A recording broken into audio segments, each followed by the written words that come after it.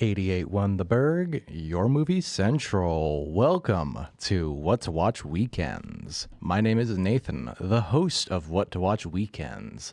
And I'm not joined by anybody else in the studio here today for What to Watch Weekends, which is totally fine. I just wasn't able to get people kind of organized because it was just Halloween weekend and people were busy and some other things just kind of came up. So I'm on my own today, and that's completely fine because no matter what, I can still talk about movies, and you all can still listen to me talk about movies, even if it's just me. And I won't take up the full 2 hours that I usually do anyways. So we're going to work this out. We're working it out. It's worked out. Don't worry about it. That's what I'm trying to say. And I think I've just said it pretty well. With all that being said, let's kind of dive into exactly what all we're going to be talking about today, which is the Scream franchise. Following up from this past week's episode of What to Watch Wednesdays, where I talked about the first 3 Scream movies, I'm going to follow up by talking about the first 3 Scream movies and including the 4th one as kind of our little bonus movie for today. Which again, sounds completely fine to you, and it sounds completely fine to me. And so we're just going to go ahead and start doing that and jump into the original Scream from 1996, which is available to watch now on Paramount Plus. For the basic plot summary of the original Scream, we follow Sidney Prescott as she must fight to survive after being targeted by a masked killer. As it turns out, the killer is attacking people very close to the 1-year anniversary of Sidney Prescott's mother's death. Sidney's mother's death, who was murdered in cold blood not even a year, or very close to a year, before the events of the original Scream. With all that being said, let's jump into the movie itself, shall we? I talked about this pretty extensively on Wednesday, and I feel like I covered a lot of the bases, but not everything I could have talked about. Oh, excuse me. I've got like a big loogie in the back of my throat, and it's very fun to keep talking while I have that and pretend like I don't have it. We're going to pretend like it's not there. And what we're going to say is, while I covered my bases pretty well, there were a couple things I wish I had brought up during that original review on Wednesday, and that's why it's good that we have What to Watch Weekends, where I can do that kind of thing and get away with it. Haha, I'm winning. So, let's talk about one thing that I sort of hinted at on Wednesday, but couldn't say directly, and this is a spoiler for the original Scream. So for those of you who have never seen Scream before, warning given. So the biggest, I suppose, quote-unquote complaint I have with Scream watching it on a second time around is knowing the twist means that you know the twist. And that is that the person who is the masked killer that's going around killing people turns out to be Sidney Prescott's boyfriend, Billy Loomis, and his friend, Stu. It's actually 2 people, and that's part of that twist. Part of the twist is that Billy is the one doing it, and part of the twist also includes that Stu, their friend, was also involved from the very beginning. And so, knowing that going in, and seeing Billy on screen interacting with Sidney in any scene of the movie, made it all the more obvious that he was the killer from the very beginning. And they even do a bit of a fake out. They do a couple kind of twists and turns throughout the course of the movie to make you think that it's not going to be him, because it's kind of obvious from the way he acts and looks and just his overall attitude and performance as an actor. You kind of suspect him from the very beginning. And they do a couple good things to try and distract the audience from thinking that it's him, such as having him be questioned by the police, having a solid alibi when the first murder kind of happens, and him supposedly being killed by the masked killer, who, for the rest of this review, I'm going to call Ghostface because that's the official name given to him in the movies. It makes it seem as though Billy is killed by Ghostface. And so you, on the first watch, think that he's actually dead and was not the killer. And then it's revealed that he is part of the Ghostface duo. So, on the one hand, that's a complaint. But on the other hand, I think, honestly, it just goes for Billy. When it comes to Stu, who's played by Matthew Lillard, you don't exactly see him being involved in it. That's the twist. That's part of the genius of the twist, is that you can totally see it when you know that it's coming, but even if you were like had pieced it together before the ending on your first watch through, or had it spoiled for you before, that it's the boyfriend, you may not exactly see it coming that their friend Stu is also involved. So it's kind of a double twist. I will also say that just because I knew the twist going into it didn't make it any less impactful. If anything, just knowing that the twist was there was not exactly...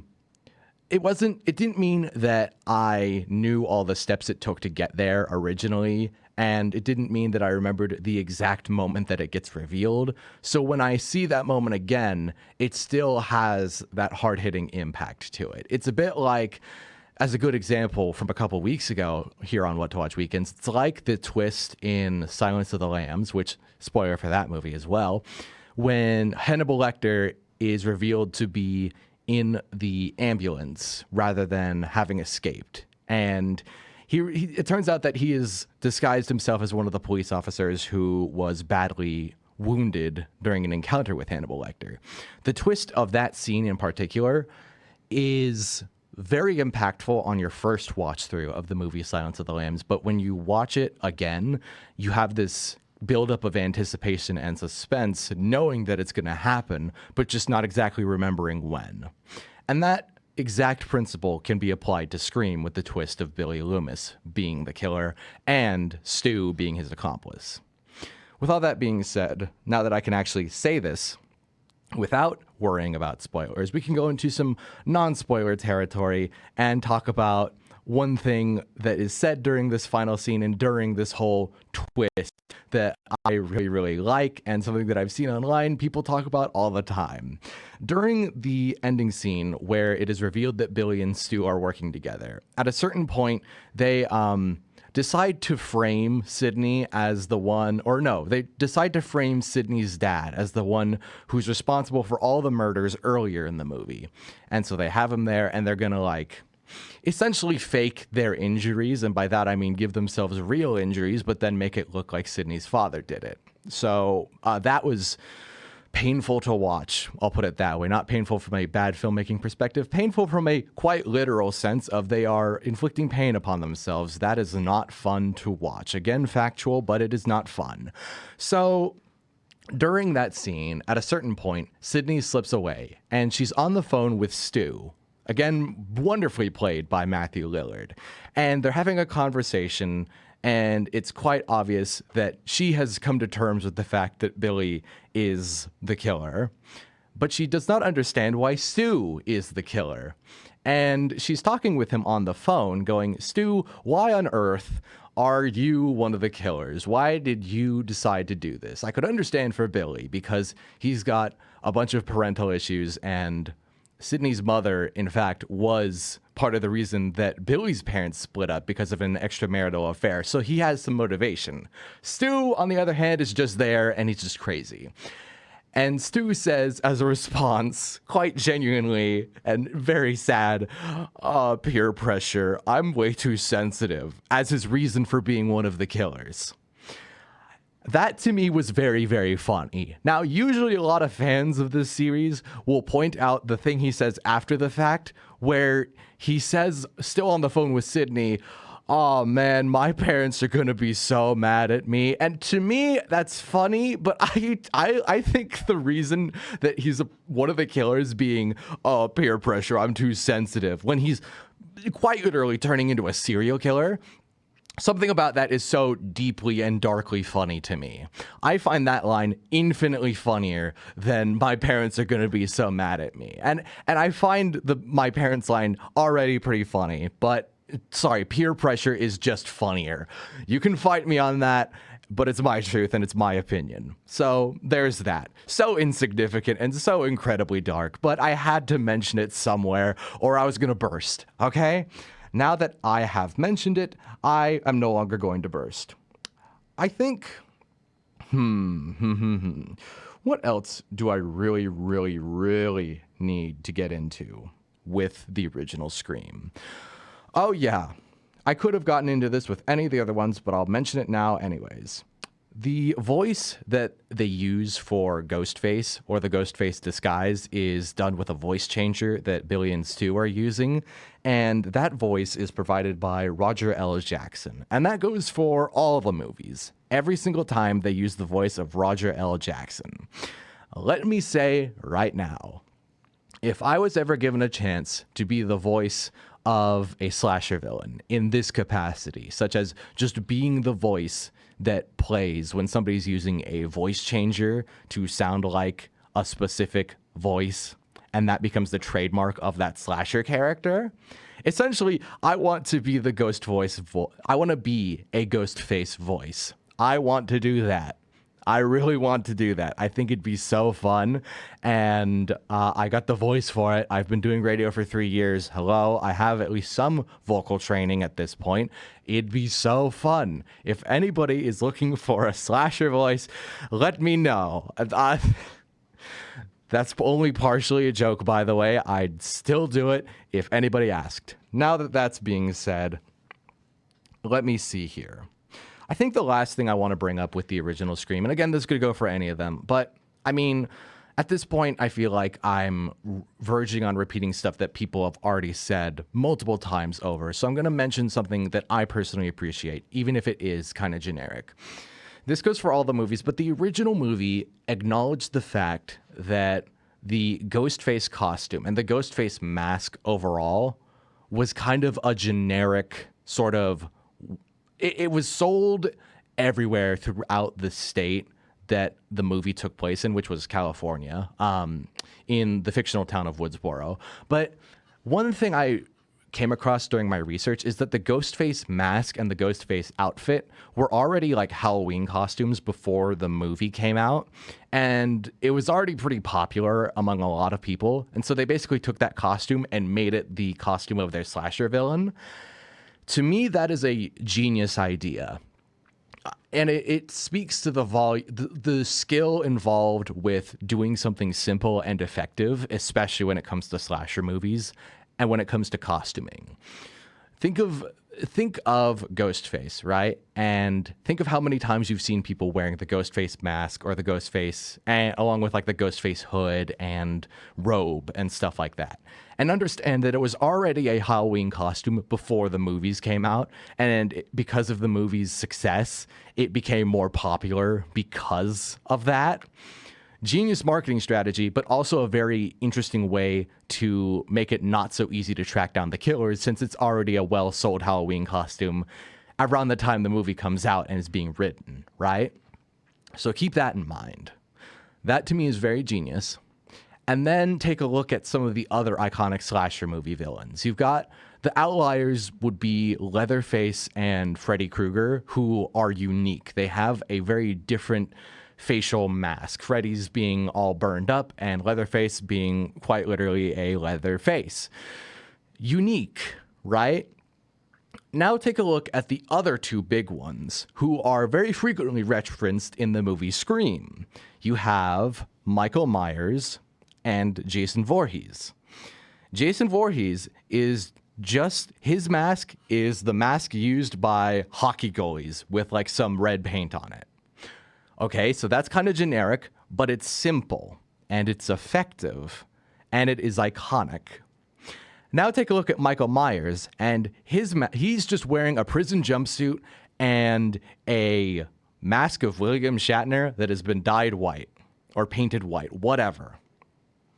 Generic, but simple, effective, and iconic. That, to me, says a whole lot about how effective of a movie Scream is, that it took the principle of being simple and effective with its costume design and ran with it. And if anything, increased the popularity of the thing it was already using, while also being a benefit to the story in that it made the process of finding who the killer could be for the police infinitely harder because nobody knew who could have bought it. It'd be easier to point out who didn't buy the Ghostface costume in the original movie. You know, that was at least a point that was brought up once. With all that being said, I could say so much more about the original Scream. I could go into so much more detail. I could talk for hours and hours about it, but we don't have hours and hours, and I'm not going to spend hours and hours on it. What we're going to do is we're going to go to a break instead, and when we come back, we will talk about the follow-up to the movie, that being Scream 2. So stick around for that. 88.1 The Burg, your movie central. Welcome back to What to Watch at Weekends. My name is Nathan, and I'm on my own today, but that is completely fine. The last break, we talked about the original Scream movie for a little bit longer than I did on What to Watch Wednesdays this past week. And for our next movie, we're going to be talking about Scream 2, which I also covered on What to Watch Wednesdays. And hopefully I will talk about for a little bit longer than I did on What to Watch Wednesdays this past week. But we shall see. At any rate, let's jump into Scream 2 from 1997, available to watch now on Paramount+. For the basic plot summary of Scream 2, we follow Sidney Prescott yet again, who must face two new issues. The first one is the fact that there is an in-universe movie known as Stab that is based on the events of the original Scream being released to theaters in Scream 2. And the other is the appearance of a new Ghostface who begins killing off people who may have survived from the events of the original Scream and or might be just other people that are close to Sidney. With all that being said, let's tackle the elephant in the room.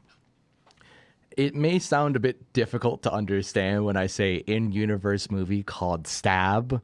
So let me just kind of clarify it. It's kind of a meta thing wherein they are making a movie called Stab in the Scream franchise that is based off of the events that happen in the Scream franchise, as if the Scream franchise was real life and the Stab movies are the movie adaptations. Here's where it gets interesting, okay? So here's one thing I wanted to mention with the original Scream, but didn't get to during my last break. But if anything, it feels more appropriate to bring up now, just to like clear the air and to really, really acknowledge something that I think I should have acknowledged at some point. The original Scream was made for a couple of reasons, I suppose, or was inspired by multiple things. Of course, they reference things like classic slashers such as Halloween and Friday the 13th and Nightmare on Elm Street. And it is a parody, but an improvement over long-standing slasher movies, right? That's the goal with the original Scream. Or at least that's kind of the DNA of the movie, but the inspiration for the original Scream comes from a very real case that happened back in the 90s, known as the Gainesville Ripper murders, which I'm going to do some Googling. I have it written down in the notes here, but you know, I think when it comes to something like this, it would make total sense to make sure I have some facts. Okay, so the movie Scream was based on an actual case of a real serial killer known as the Gainesville Ripper, who essentially committed some actual murders in 1990 in Gainesville, Florida. I'm not going to go any further than that because that's a factual statement, and this is not a true crime show. True crime show. This is a movie show, and that's the closest I'm ever going to get to true crime. And I don't like true crime all that much, so I'm not going to talk about it any further. And what I'm going to say instead is it has always been very interesting to me to read that the original Scream took some inspiration from real-life serial killings. And then when they did Scream 2, they made an in-universe series called Stab, which was based on the fictional serial killings depicted in the original Scream. It's almost like they're going very meta with this, which they were doing anyways with the first Scream. But now they're taking it a step further and kind of acknowledging, hey, the first Scream was based on a real murder, so what if we make an in-universe thing that doubles down on basing a movie off of real events? Now, of course, in the movie itself, Scream 2, Stab is a lot more tasteless, because it's like sometimes shot for shot recreations of actual scenes from Scream, as in it's like trying to be documentary, recreating the real events and stuff. And the original Scream, to my knowledge, did not do that. So on the one hand, it's almost commentary. But at the same time, I mean, it also brings up the point of, well, the original Scream was based on a real series of murders. How do we feel about that? How do we feel about that? Personally, I feel a bit shaky on the whole idea. I think that there was plenty to be inspired by from just the slasher genre in general. You didn't exactly have to link it to real life murders, but it does give the point of, you know, how does the media influence our coverage of real killings, and how can we kind of tackle that topic in a cinema screen, whatever, you get what I mean. On the one hand, it does open it up to provide some commentary. On the other hand, it could be seen as tasteless, and I could really understand the argument for it being tasteless, and I'm not going to sit here and say that it isn't tasteless. But, you know, it does open the door for conversation, that's for sure. And since I can only really converse with myself right now, I'm not going to continue that conversation and really just kind of throw it out there and move on to something else. With all that being said, we're going to talk about some other things relating to Scream 2, such as the fact that this movie is somewhat darker than the original. And by that, I mean, of course, that Stab is kind of a shameless reinterpretation of the original Scream, but there's also some moments in there that, weirdly enough, go a bit darker than the original ever did with some of its kills. And keep in mind, the original was already pretty dark and violent.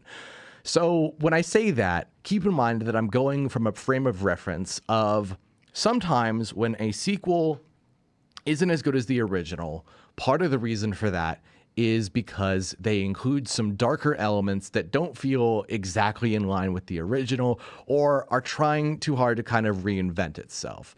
The best example I can think of is, well, I can think of many examples, but, you know, think of Temple of Doom from the Indiana Jones franchise, where it for some reason decided to include child slavery. You've got Back to the Future Part 2, where for some reason they decided to throw everything into a dystopian world with Biff as the ruler. And he's just married to Marty's mom, and he's a horrible person, and it's even worse than he normally would be. Those are the two right off the bat that I think of when it comes to sequels just getting darker for no reason. And I don't think that Scream 2 is any different. It's just that in comparison to the original, it may not seem darker. And weirdly enough, I think it is, but also you can hardly tell because the original was already pretty dark and violent to begin with. You know what I'm getting at? I'm getting at the point that, yes, it could be seen that way, but at the same time, what's your frame of reference? A movie that's already pretty dark and violent. It's a slasher movie, you know? It's a slasher movie. So that comparison is very difficult to make. But again, this is also me just going off my gut instinct. And my gut instinct is telling me to stick by the idea that it is darker. So I'm going to stick by it. I will stick by it. I will also say that when it comes to the twist ending of Scream 2, because there is a twist ending, a lot like Scream 1, I will say I'm glad that they didn't just do what the first movie did and had Sid's new boyfriend be the killer. That's a good idea. Thank you for not just doing the same thing again. That would have been unoriginal and very, very boring. What I will say is the route they take isn't exactly perfect. What they end up doing is they have this film student character that's in a film theory class with one of the other main characters at the beginning of the movie be the one who ends up being the killer, right? And he, honestly, I had suspected that he would end up being the killer when he stopped showing up in the movie 40 minutes before the end and then shows back up again at the big reveal moment where it's shown that he is the killer. To me, that made it way too obvious. He was kind of already the prime suspect in my mind as the person who would end up being it, because he's a film student and I'm a film student. Keep in mind, this is fictional. However, he was also kind of a jerk and kind of stupid And he also wasn't in the movie for a good portion of it. So when he's gone, you're like, oh, he's not showing back up again to make us think that he's not Ghostface. He kind of is just Ghostface. Again, it's also because he's a film student, but that's because I'm a film student and I know what they're like. They can be annoying, and let me tell you, if... No, I'm not going to make that joke. I could make a really bad joke right now, and I kind of don't want to. What I will say is that, again, there's always that double twist of here's the second person who's involved with the whole Ghostface idea. And the route they take for Scream 2, I actually really like. In theory, what they end up doing is they have this small town reporter who is constantly trying to get at them, at the main characters, and try to interview Sydney, be the one who is the other half of Ghostface, the second person involved with it. And I like that idea. The only issue is that she's revealed to be Billy Loomis's mother. And there was this whole thing in the first movie about how Billy's mother left him because his father had an affair with Sydney's mother, right? And so when she comes back in the second movie, when Billy's mother comes back in the second movie, to me, that was kind of an interesting choice because sure, she was mentioned and she is a character, but at the same time, it's connected to Billy Loomis. So it's almost doing the exact same thing as the first movie by having Billy be involved in some metaphysical way. And I don't mean in like the literal spiritual metaphysical. I mean, it's his mother. It's a part of his family. And so it's just basically Billy Loomis again, but not Billy Loomis because it's his mother. Do you see why I have to say that? Because it is creative and it is interesting and it adds a dynamic to the whole thing. It just, I don't know. It's still Billy again. It's still mentioning Billy again. And so it's still having that callback and still banking on people who liked the original going along with having Billy still be involved in some capacity in the sequel. You know, I'm not saying I disapprove of it. I will just say it was just kind of a, okay, that's the choice. I can accept that. It doesn't mean it's perfect. Maybe you could have gone a different direction. Maybe you couldn't have. I don't know. But that's my opinion.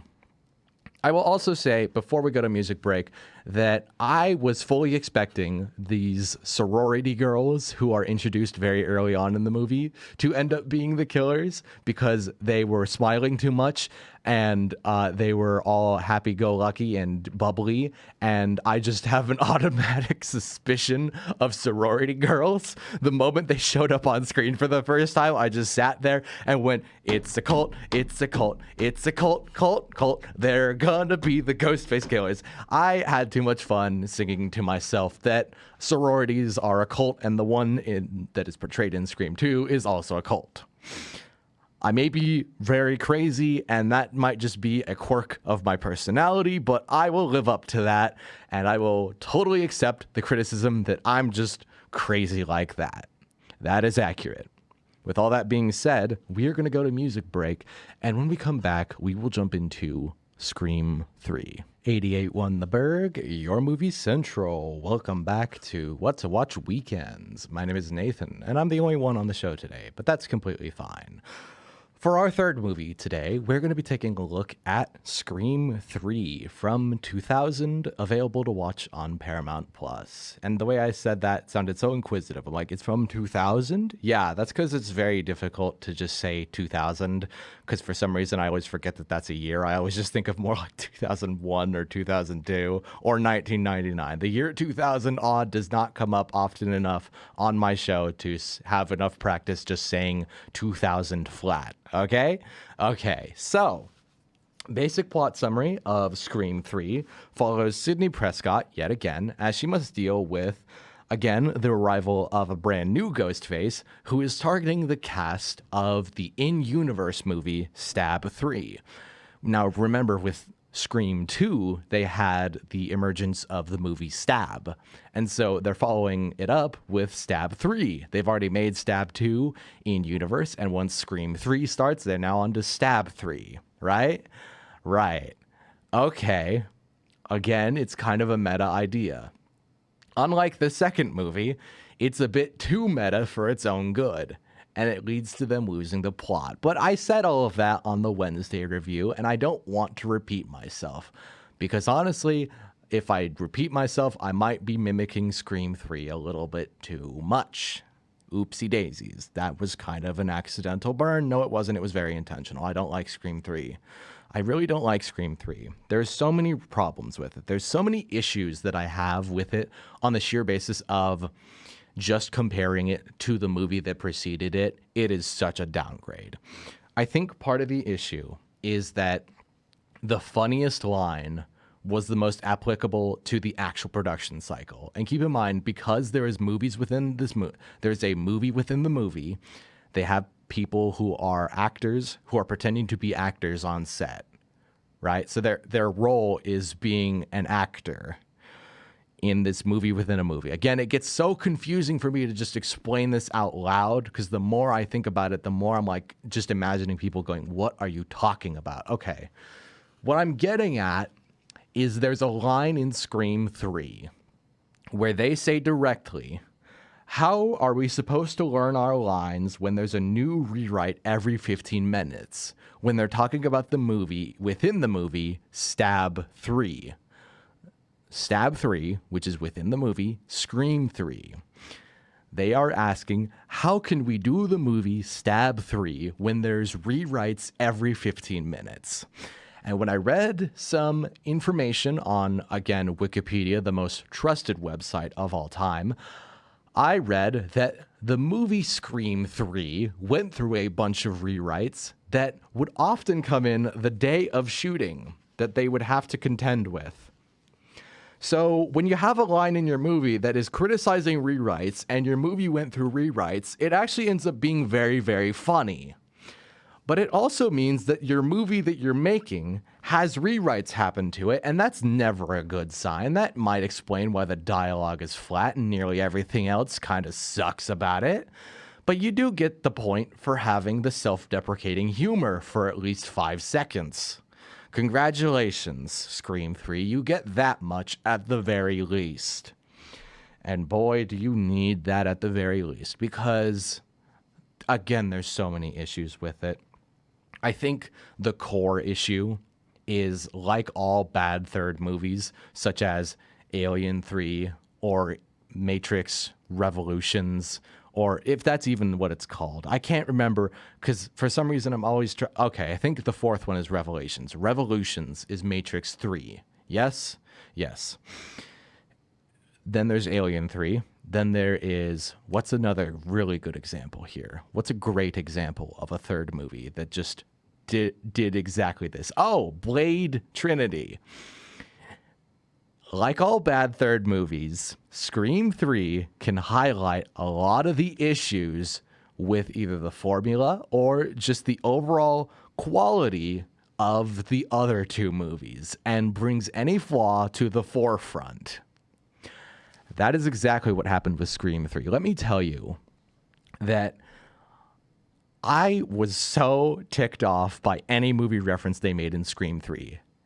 I went from loving every movie reference they gave in Scream, the original, because it was creative and added to the story and had some very standout moments, to just going, this is just them referencing the movies.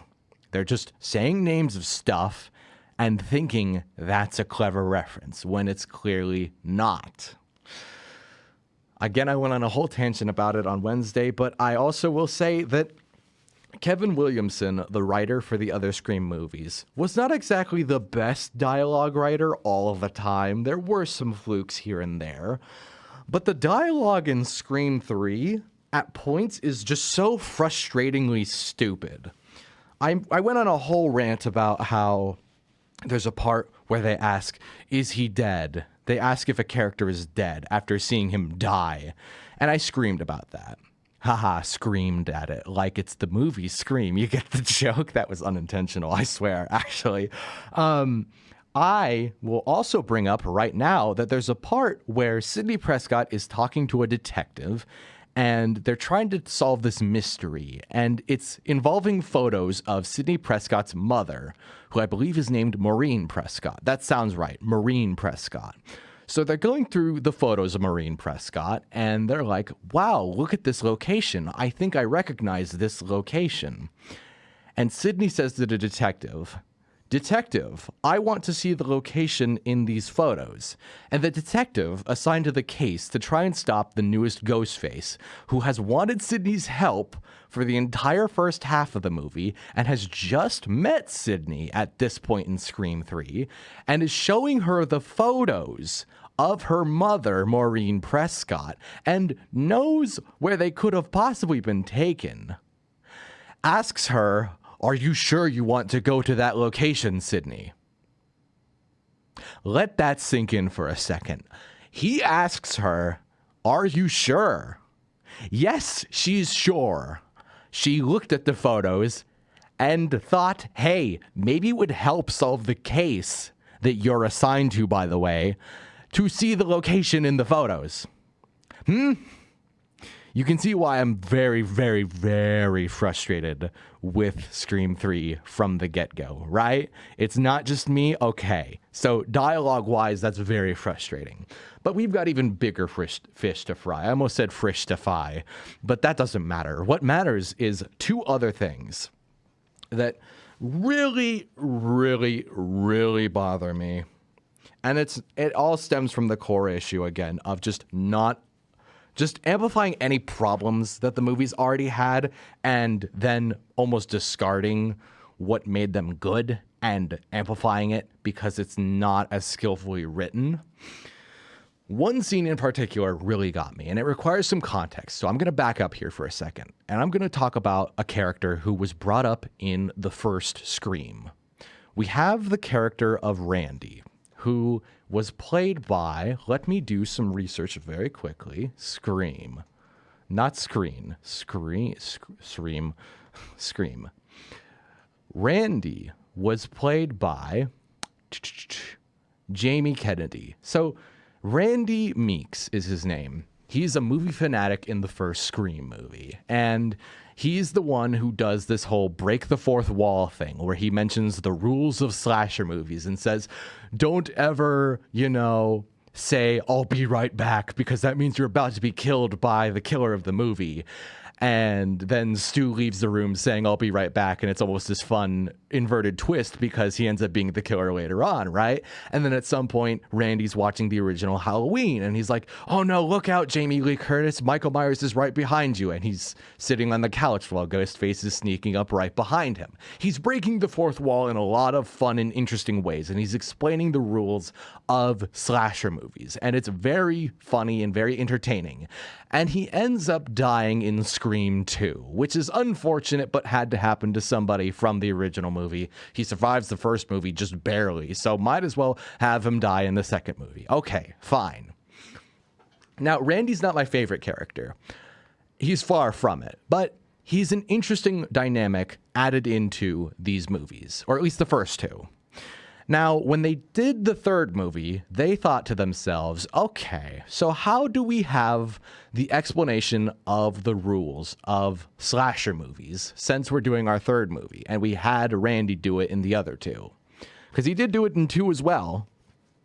And so what they do is they have Randy's sister, who has never been mentioned, show up in Scream 3 for one scene. And with her, she is bringing a VHS tape that has a recording of Randy before he died. And in that VHS tape, he goes, "Oh, here's the rules of a third slasher movie." What are you talking about? What do you mean? That is stupid. Just have somebody pretend to be Randy and explain the rules of slasher movies. Okay? Here's why. In the first 2 movies, Randy did impressions of characters. He did this like Jerry Springer impersonation. I think it was Jerry Springer, where he's like, "Ah, man, did you see the liver in the mailbox?" It's like, it was funny. It was a part of his personality. Doing impressions was his thing.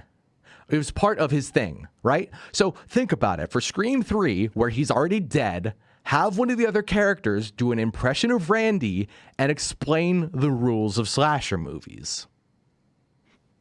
It was right there. And instead you introduce his random sister and just have a VHS tape that was clearly recorded with him only giving one take per shot of him explaining the rules of slash movies when he's already dead.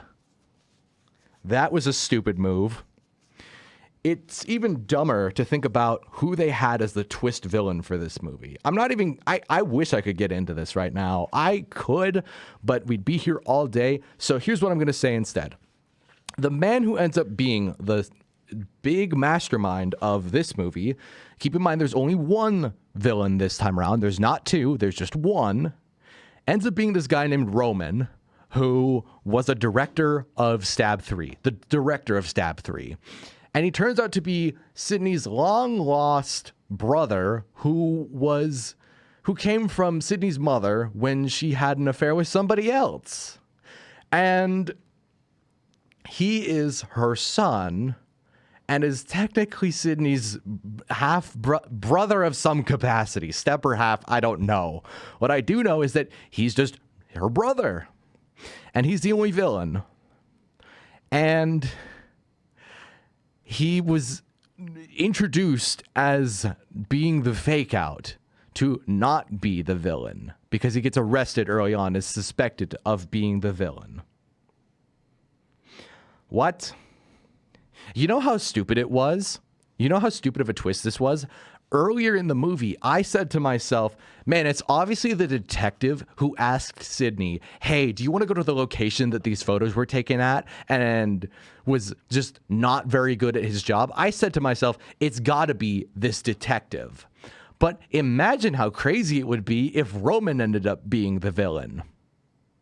I said that as a joke in my notes. I'm not even kidding about this. I was reading back my notes. I'm like, did I actually write that down halfway through the movie, thinking to myself as a joke how funny it would be if Roman ended up being the villain? If anybody ever defends Roman as the final villain, I will mention this to their face. I said he should be the villain as a joke while watching the movie, and it ended up being the truth. Okay? Yeah, that's how stupid it was, that I said it as a joke and it ended up being real. Do you understand how frustrating that is? I think you do. I think you totally understand. And that's good, because we do have to go into our next break. We are at the top of the hour, and we're not going to stick around for the entirety of the next hour, but we're at least going to go to some music break. And when we come back, we are going to jump into Scream 4. So stick around for that. 88.1 The Burg, your movie central. Welcome back to What to Watch Weekends. My name is Nathan, and I am the only person on the show today. But that's completely fine, because we're almost over anyways. We're almost done, at any rate. And we're going to close out tonight with the fourth movie I'm going to be talking about, which is also the fourth movie in the Scream franchise. That being Scream 4 from 2011, available to watch now on Paramount+. Now, if you read it correctly, the title is technically SCRE4M, so Scream. I'm only reacting to that because the title card replaces the A with the 4, and I don't know how to read that normally, so that was my awkward attempt at it. I hope you enjoyed. With all that being said, let's get into the plot summary. The plot summary of Scream 4 is that it revolves around Sydney Prescott, yet again, as she returns to her hometown of Woodsboro. And she is both on a book tour for her book that she wrote about her experience with dealing with Ghostface, and also visiting her cousin back in Woodsboro. Her cousin being a high schooler named Jill Roberts. Yes, that sounds about right. And keep in mind, she's also staying with her aunt, who is the sister of Maureen Prescott. While she's there, once again, Ghostface starts showing back up and killing people. So now Sydney has to deal with that yet again. Fun for her, isn't it? She really just seems to bring trouble with her wherever she goes. And that's definitely a point they bring up in this movie at some point. Ghostface kind of taunts her with that fact, and it's hard not to do that. But, you know, it's also pretty mean. It's very mean. then again, Ghostface has never been nice, no matter who it is. It's always been a different person, but none of them are nice people. I think that's pretty accurate to say. You know, they kill people, so they're not very nice. With all that being said, let's kind of cover something basic about Scream 4, since I didn't talk about it on Wednesday. What's the overall verdict on Scream 4? What would I say about it? Well, I'll say that it's just fine. You know, it's fine. It's better than the third movie, in my opinion. It's definitely better than the third movie. Is it better than the second movie? I'll get back to you on that one. This is Nathan. You can't come to the phone at the moment. Beep. The problem with doing that joke is that now I'm going to say that when I pick it up, I'm actually talking to Ghostface, and he's like, "Hello, Nathan. We're here to get you." And my response is, "Hi, I'm not at the phone at the moment." Beep. Hangs up. I just came up with that all on my own. Look at me. I'm having fun now. I'm having fun. And you know what? I'll be honest. I think they had some fun with Scream 4 because, to be honest, I've never seen a movie that looks oversaturated and like it should be from before 2010, almost like the first Diary of a Wimpy Kid movie, and then go overkill on the gore effects. I think that contrast is clearly something that Wes Craven decided to do because he thought it was fun. And can't fault the man. It definitely is an artistic choice. I don't know if it's exactly a good artistic choice or a bad one. I think it's a good one. I'll say confidently that it is certainly a route that they took. I mean, keep in mind, kind of in the 2012 era, 2010 to 2012, that was sort of a thing for any movie out there, especially comedies. They would get kind of oversaturated, and it would either be to kind of achieve an almost comic booky style or to kind of, you know, attract kids' attention because it's all highly saturated and stuff like that. And for Scream 4, I will say it works. I mean, for a horror movie, you don't exactly expect it to be all hyper saturated. You expect it to maybe be muted colors and stuff like that. But then again, one of my favorite horror movies is Mandy, and that's nothing but saturated colors, so I can't fault it too much. So you know what? I'll give Scream 4 credit there. That was a good artistic choice. Good job, Wes Craven, says the man whose opinion does not matter when talking about Wes Craven. Moving on from that, I will say the gore effects were definitely overboard in this movie, and that's going off of, like, sure, I wasn't exactly able to pinpoint what made the second Scream darker than the original. This one is far more extreme than the original Scream ever was, and I don't think that's exactly a good thing. There's a point where you reach it and you're just like, why are you going this far with it? It's kind of too much. It's too much just for the sake of it, you know? It's almost too much of a clash rather than just kind of going with the same level of violence to contrast with your hypersaturation. I almost feel like you need to bump it up even more to kind of contrast with how far you're going with the gore, you know? That's kind of my opinion of it. Maybe tone down the gore a little bit. It doesn't need to be that much.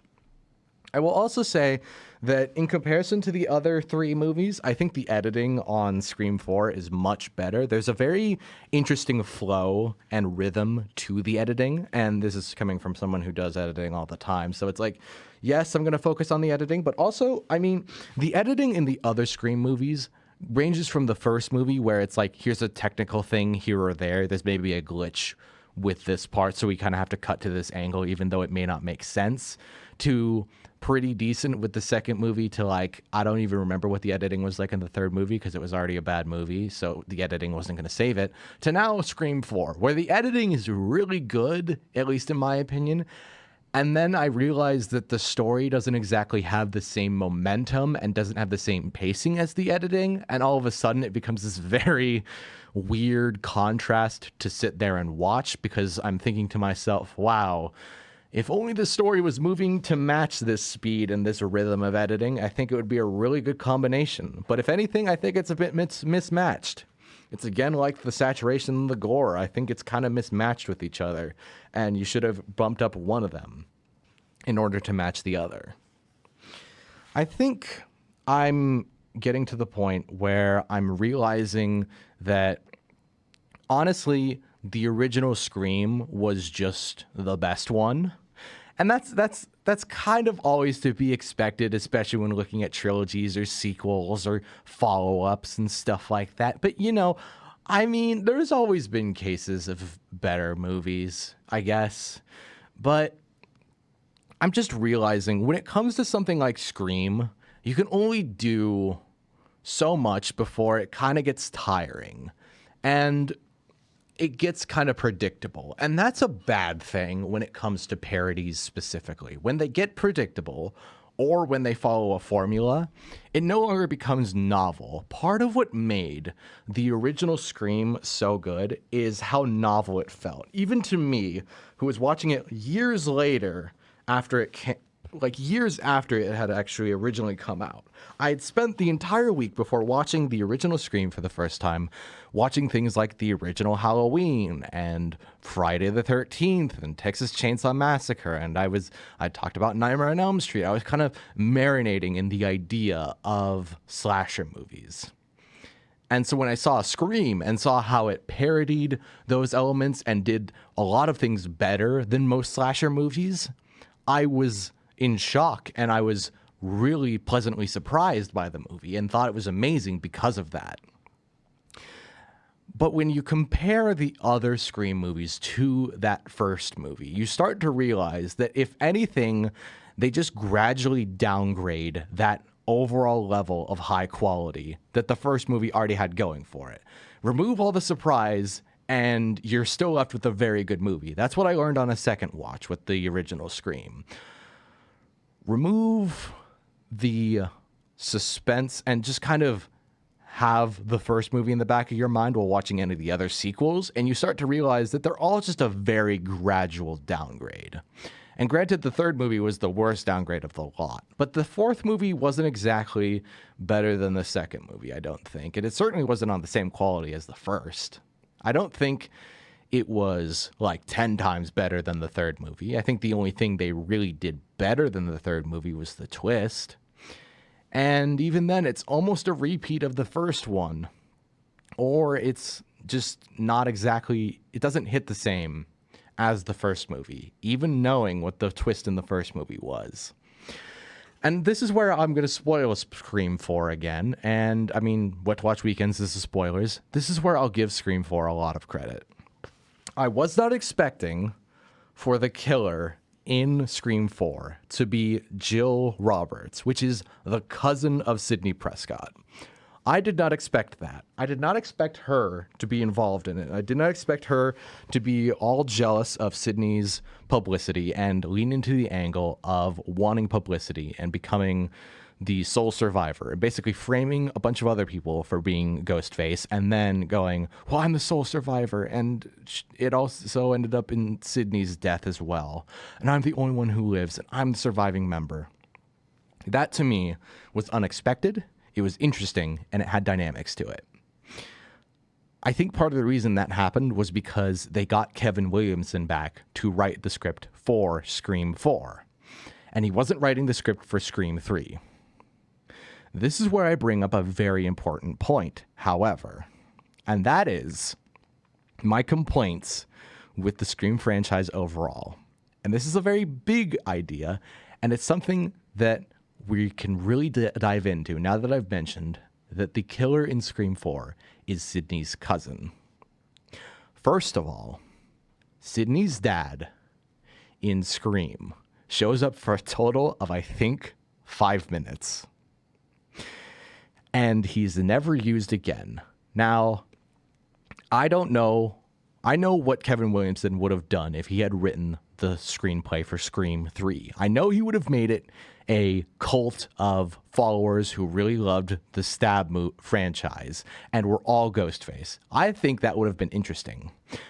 But speaking from a trilogy perspective and thinking from the side of, well, Maureen Prescott's life has been involved from the very beginning, even though she's already dead. Her extramarital affair is what caused Billy to want to end up killing a bunch of people in the first movie because his mother left him. Do you see where I'm going with this? I think it would have been very interesting to end Scream 3 with the big reveal that Sidney Prescott's dad was the killer. And that would have gone for Scream 3. Now, I'm very frustrated that the big mention we get of one of Sidney's family members being the killer was in Scream 4, and it's with a cousin that we do not know. And she is introduced for this movie only. You had Sidney Prescott's dad right there. You could have done something along those lines. You could have even done this, and I would have fully accepted this as an idea. You could have gone with Scream 4. Okay, what if we go back and make it a prequel to the original Scream and explore the events surrounding Sidney Prescott's mother's death and her relationship with a character called Cotton Weary, who was thought to be the original killer and was later revealed to not be the killer when Billy and Stu came forward as the killers of Sidney's mother. You could have had a whole movie surrounding that and called it Scream 4. Now, of course, this is such a rare thing for me to say, saying make the fourth movie your prequel. I know how crazy it sounds, but with Kevin Williamson back, they could have really pulled it off.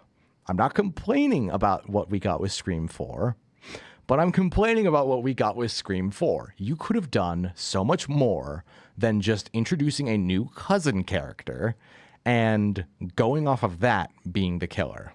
It was a good twist, but where is Sidney's father? He is in the movies for a total of 5 to 8 minutes at most, if that. You had so much opportunity there, and you keep focusing on Maureen Prescott. You keep having her sister show up, her long-lost son show up. You have her be a core plot point in Scream 3, and her whole death was part of Scream 2, and her whole death was, the anniversary of her death was a major plot moment in the original Scream. To not have Sidney's dad be involved raises so many questions. You could have had such an interesting trilogy, tying it all together. And they didn't do that with Scream 3, and that's a big part of my complaint. But now you're going back to the family and keeping it with stuff we kind of already know, but then not really with Scream 4 by having it be a cousin we've never met. I just scratched my head at the whole idea. I think that the original Scream was really good at parodying slasher tropes, and I think the second movie was really good at understanding what it was and reveling in the idea of just being a cheesier, lower budget movie, or not lower budget, but lower quality movie than the original. And the third movie was a total fluke and should have had Kevin Williamson involved in it and sucked. And the fourth movie had everybody back, but seemed like it was still reveling from the existence of Scream 3. If I was in charge of this, I would have made the first 3 Scream movies be a lot better tied in together and then had Scream 4 be a prequel. Now, again, I know that's crazy, that I'm saying what I would have done, like it would have been better. But I just feel the need to throw that out there. You know, I've had this in my mind. I think, if I'm being honest, for a series that often talks about itself self-deprecatingly and goes, man, none of these will ever be better than the original. Look at this joke, guys. We're talking about ourselves in the self-deprecating way, like we'll never be better than the original.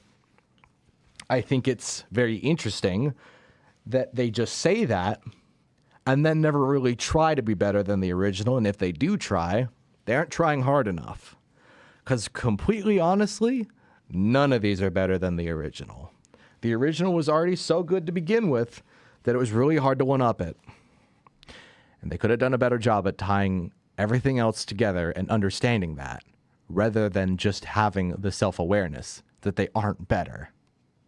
They still could have tried, you know?